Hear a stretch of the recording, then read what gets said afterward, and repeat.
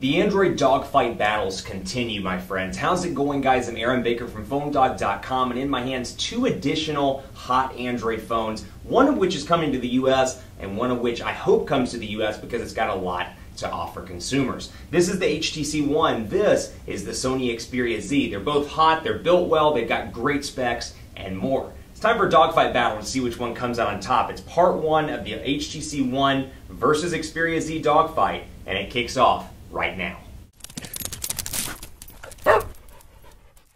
The Android dogfight battles just continue, but you know what? With this HTC One being as hot as it is, and as highly touted as it is, and as excited as people are, it's important to put all these phones together in dogfight comparison so you can find out which phone is the best for you. These are two hot Android phones. Both are very beautiful in terms of a design as well. So if you're looking for that kind of high-end Android phone that just, doesn't just have the specs, but has the build to go with it, either one of these, the Nexus 4, as I did a couple of days ago, would highly recommend any of those from a hardware standpoint. This is the HTC One. This is the Sony Xperia Z. Both of these devices are unlocked.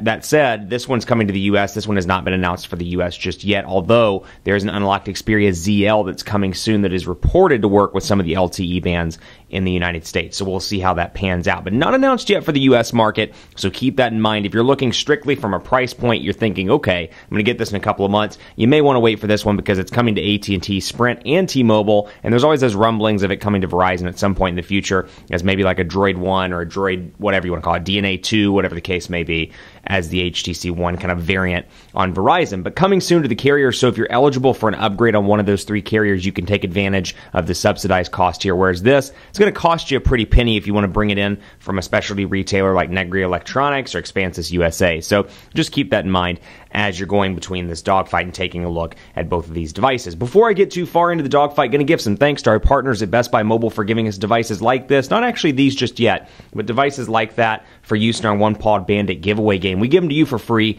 on the site. When you go into Best Buy Mobile, you'll walk out working. They'll get your widgets, your contacts, your settings, your notification settings, your blink feed settings here, all your Sony stuff set up and ready to go. So when you walk out the door, you're working, thanks to Best Buy Mobile. So back into the dogfight here. HTC One packing a 1.7 gigahertz Snapdragon 600 CPU. It's a quad-core CPU, 2 gigabytes of RAM, 32 or 64 gigabytes of internal storage, non-expandable. Comes in silver and black. It's a gorgeous device. We've talked at length about the build of this device. It is absolutely beautiful. Love the metal on the back. Love the boom sound speakers on the front. It's one of those things, like I say in previous videos, I'm kind of surprised manufacturers and OEMs in general just haven't realized this years ago. Why not put the speakers on the front? So people, when they're watching their videos or when they're listening to music, they can take advantage of the speakers on the front. Great option there. 2 gigabytes of RAM, 2,300 milliamp hour non-removable battery, Android 4.1 over here, Jelly Bean with HTC Sense version 5, which incorporates some new features like HTC Blink Feed, which we'll talk about, and then HTC Zoe as well, which we'll talk about probably in part 2 of the dogfight video. Then here's the Sony Xperia Z. You can get this from online retailers like Negri Electronics, which is where we got ours, so special thanks to them for making, I should say special thanks for having it in stock, because at negrielectronics.com you can pick it up, or at Expansys USA. In terms of specs on the Xperia Z, you're looking at some pretty strong specifications all across the board here, including a 13.1 megapixel camera with 1080p HD video recording. It's got a 1.5 gigahertz quad-core processor, Snapdragon S4 Pro. You've got a 5-inch 1080p HD display here that's absolutely gorgeous. So keep in mind here, 4.7-inch 1080p display, 5-inch 1080p display. So just from a content viewing standpoint, it is a little bit bigger over on the Xperia Z, or Z,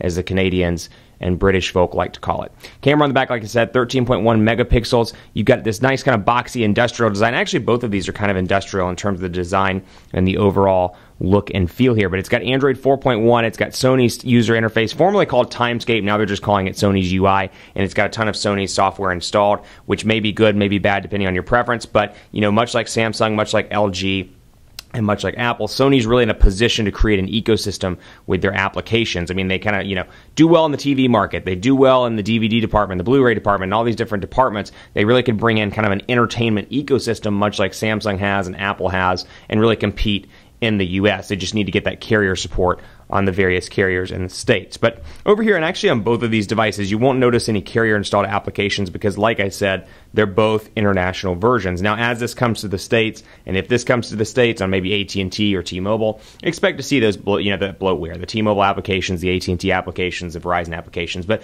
just looking from a notifications area and going in directly to the applications, you can see a distinct difference. Even though both of these are running Android 4.1, you can see how distinctly different they look in terms of the applications drawer and the applications area. You've got your alphabetical order here. You can change it around, and this is different for HTC Sense 5 in general. A huge change from HTC Sense 4. It's more simplified, it's easier to navigate, and that's what HTC was going for with the One. Now, out of the box, you get the 3x3 grid.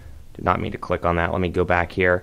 And then you can, of course, change it. 3x4 grid and change it to 4x5 if you want to, which gives you the opportunity to have more on the screen.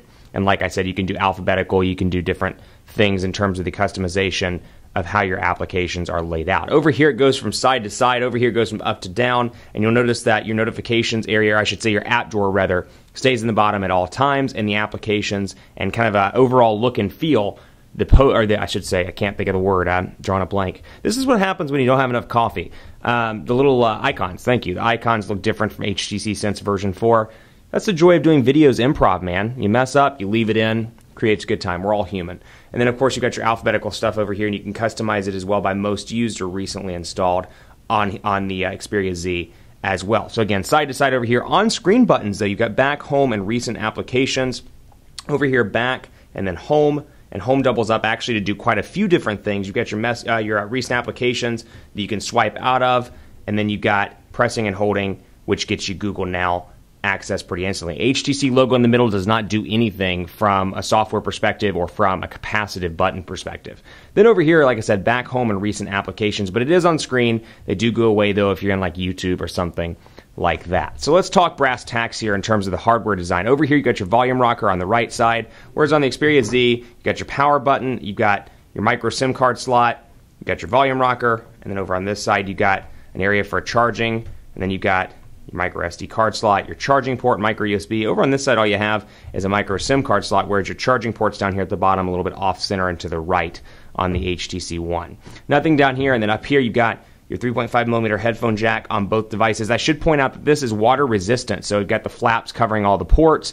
It is water resistant. I would not recommend submerging it too much, but if you get some rain on it, you get some coffee on it, you pull an Aaron Baker and spill coffee all over $2,500 worth of phones like he did on Monday, always good to have the Xperia Z laying around. That's the joy of stuff that does not get put into video, my friends. Power button up top that doubles up as an IR blaster on the HTC One as well. So let's jump right in and take a look at messaging here because I want to show you the keyboard and show you kind of take advantage of the 4.7 versus 5-inch display over here. First of all, both of these devices are incredibly fast, but you really, again, can tell Sony's influence and HTC's influence atop Android 4.1 here and how different these look, again, though, even though they're running virtually the same version of Android 4.1. So you can see how the notification bars look. You've got kind of more of a stock look and feel over here just in terms of how the icons are laid out. Still looks kind of the same over here. You've got your clock and, of course, your ability to clear.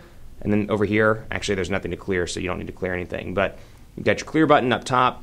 Click that to remove everything. And then you've got some shortcuts up top, which I really like. This is something Sony's doing. I love this from Samsung. LG's done a pretty decent job with this as well. Having those shortcuts up in the notification bar, it's one of those things you don't really think you use until you go away. I'm actually using this on a 30-day challenge, and I carried a Samsung device before, and I keep going up here to try and click my quick access buttons and realize they're not there. So it's one of those things you don't realize you need or don't realize you use until it's gone. But settings over here, Android 4.1, you can see how it's organized. And again, HTC One has moved into what's called a Roboto font.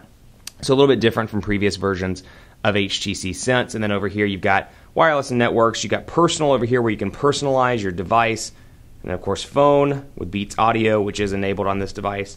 And then accounts down here and system down at the very bottom. So back to the keyboards here, 5-inch display, 4.7-inch display. This is the best iteration of the HTC Sense keyboard I have ever worked with. Sense 4 Plus was good. Sense 5 is even better. And so we'll say something like, the quick brown fox jumped over the lazy dog, the last dog. And over here, jumped over the lazy dog. And so you've got two keyboard options here. You've got Sony's Xperia keyboard, you've got HTC Sense keyboard. All you get on both of these, Google Voice typing. No swipe pre-installed, nothing else, although there are plenty of great alternatives through Google Play for free, all the way up to about $3.99 depending on how much you want to spend. I actually recommend downloading one called the Android 4.2 keyboard. It's by, I think, John T. Amey or Tanmi and Google Play. It's free. It's a great keyboard. It's the Android 4.2 keyboard, stock, and just put it on. But this is a fantastic keyboard. Been really impressed with the HTC keyboard, and you can see how fast this device performs in day-to-day use with portrait and landscape mode. Sony's is decent. They definitely improved from previous Xperia devices, but really, in comparison to this, would prefer the HTC One. Keep it locked on PhoneDog.com. Part 2 is coming up. We'll talk about cameras, more stuff on Android 4.1, the differences between the personalization, and more. It's a dogfight. You're going to want to stay tuned because in Part 2, I'll declare a winner in this Android powerhouse battle. Stick around.